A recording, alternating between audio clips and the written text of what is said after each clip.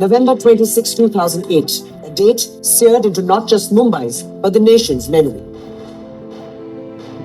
The visuals may have faded, but the scars remain. For those who lived it, they're still raw.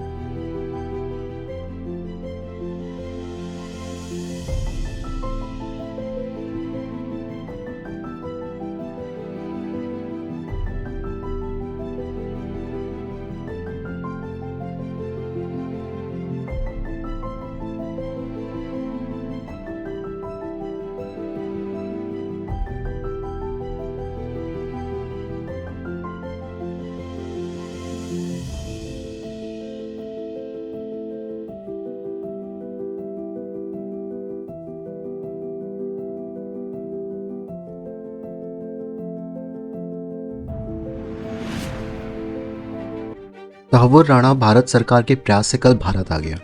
ये वही आदमी है जिसने 26/11 मुंबई हमले में ISI Hafiz Saeed, David Headley के साथ मिलकर मुंबई हमले को अंजाम दिया।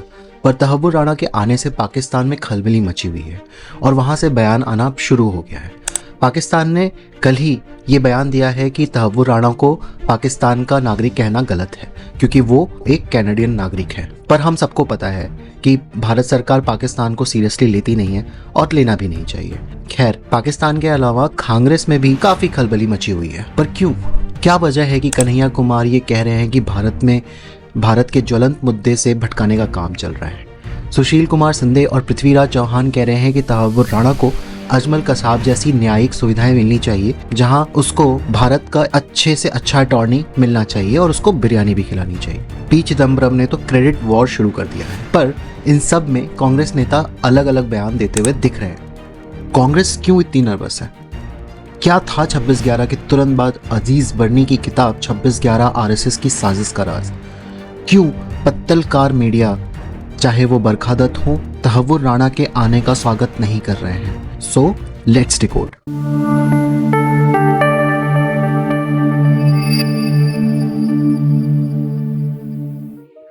मुंबई हमले में तहव्वुर राणा एक मुख्य आरोपी था।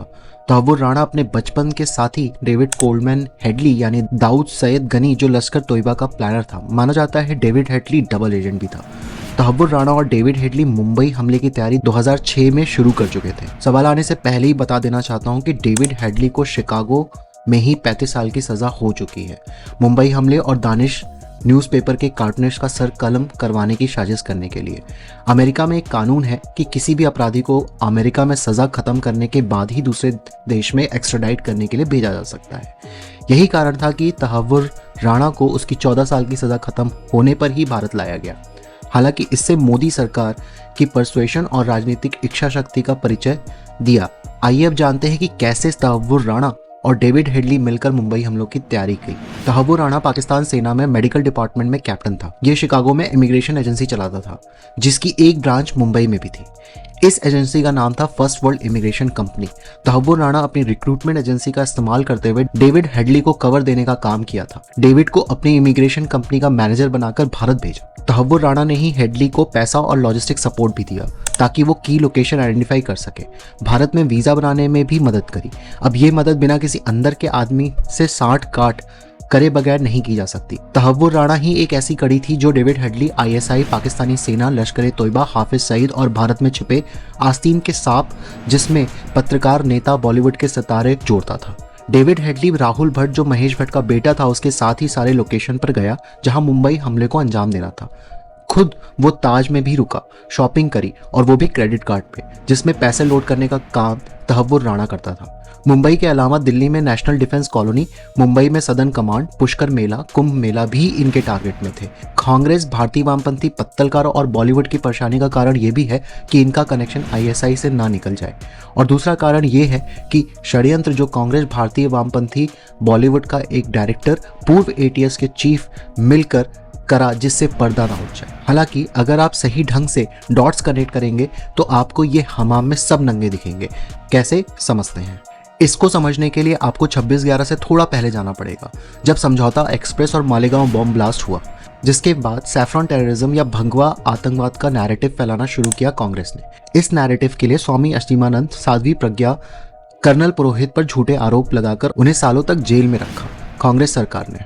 कर्नल पुरोहित को तो इस बात के लिए भी मजबूर किया गया ताकि वो योगी आदित्यनाथ का नाम मालेगांव ब्लास्ट में ले ले, जिससे भगवा नैरेटिव को और बल मिलेगा।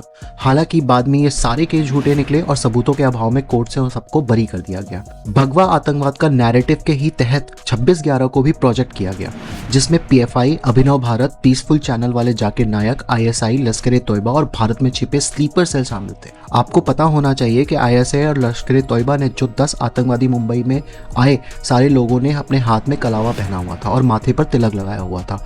उनके पास भारतीय विश्वविद्यालयों की आईडी भी थी, जिसमें अजमल कसाब के पास बेंगलुरु यूनिवर्सिटी की आईडी थी जिसका नाम था समीर चौधरी लिखा हुआ था।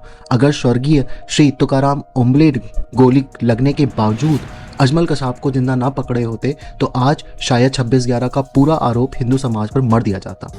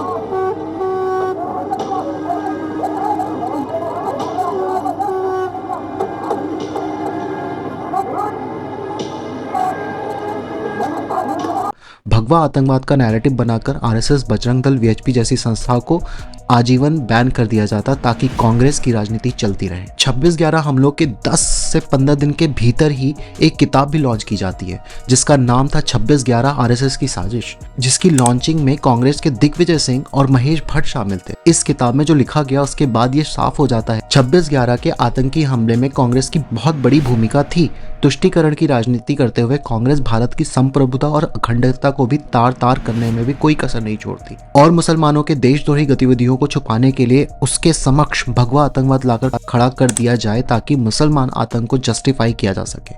आपको जानकर हैरानी होगी कि इस किताब में यह बताया गया है कि आरएसएस और हिंदू संगठन मोसाद के साथ मिलकर मुंबई हमलों को अंजाम दिया, जिसके सूत्रधार नरेंद्र मोदी जी को बताया जा रहा था। इसी किताब में यह भी बताया गया है कि नरेंद्र मोदी जी ने आतंकवादियों को मुंबई पहुंचाने में मदद करी, जो पेज 44 पर लिखा हुआ है। इस किताब में पाकिस्तान, हाफिज सईद और लश्कर-ए-तोयबा को क्लीन चिट दे दी गई।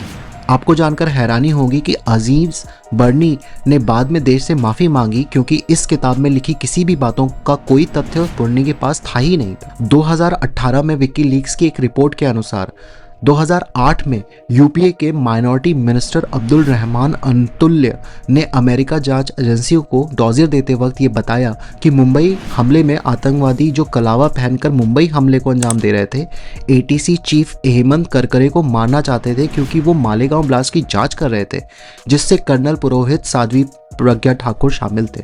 और अगर कसाब जिंदा ना बचा होता तो शायद इस नैरेटिव को और हवा मिल जाती।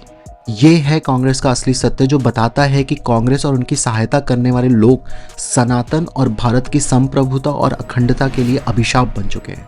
यही कारण है कि अगर तहव्वुर राणा ने मुंह खोला तो पाकिस्तान के साथ साथ भारत में नेता, अभिनेता, पत्रकार जैसे लोग जो चोला पहनकर बैठे हुए हैं वो बेनकाब हो जाएंगे। पूरे देश की निगाहें अब एनआईए पर हैं।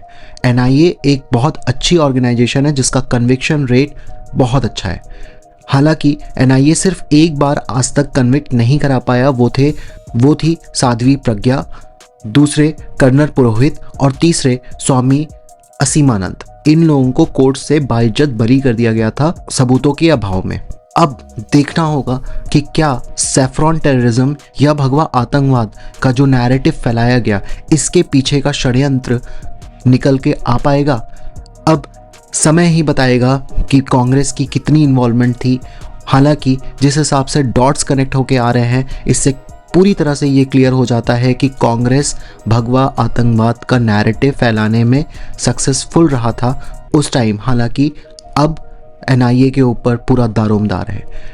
जब भी कोई फ्यूचर में अपडेट आएगी, मैं एक अपडेटेड वीडियो बना दूंगा।